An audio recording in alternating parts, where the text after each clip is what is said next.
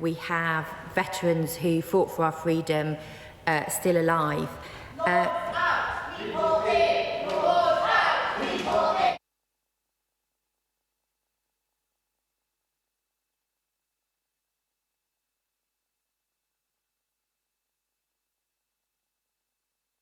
I'm sorry, let's pause for a second.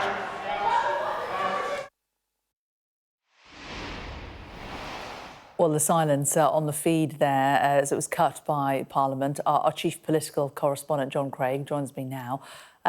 John, not unusual to get protests, but quite unusual for them to get all the way inside the House of Lords. It's the second security breach in Parliament in the last couple of weeks, because you'll recall that Saturday before last, I think it was, a protester climbed up onto the Elizabeth Tower, which houses Big Ben, and that caused all sorts of disruption. Today, the disruption was minimal. I've just been talking to a very senior member of the government in the Lords who said that it was all over within about 3 minutes, and what happened on all those bits of paper. That's Baroness Twycross, the minister from the DCMS.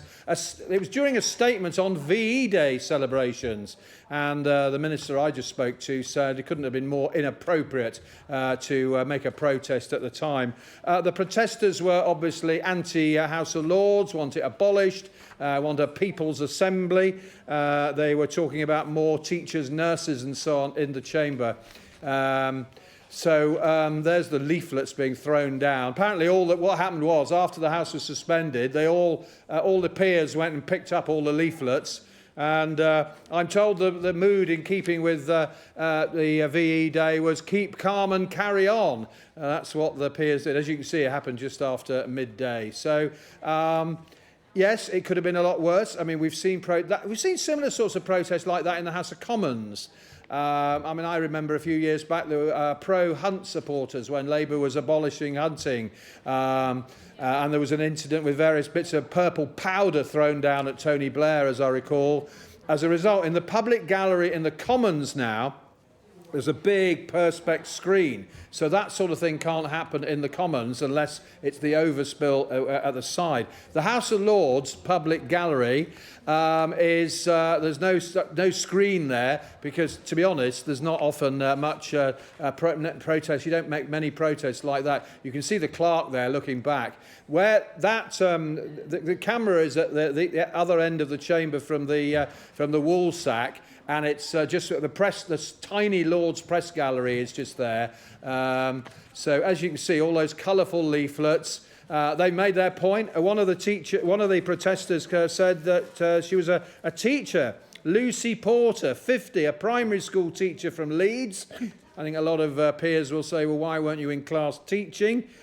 She said she was campaigning for a house of the people. The Lords is a symbol of everything that is outdated. We don't have a functioning democracy in this country. Well, of course, the House of Lords is, at the moment, of course, debating moves to get rid of the remaining hereditary peers, which some will say is modernising it a little bit. But these protesters want the whole House of Lords abolished. And one of the leaflets that was picked up by a peer said, apparently they were modelled on an album by the Sex Pistols.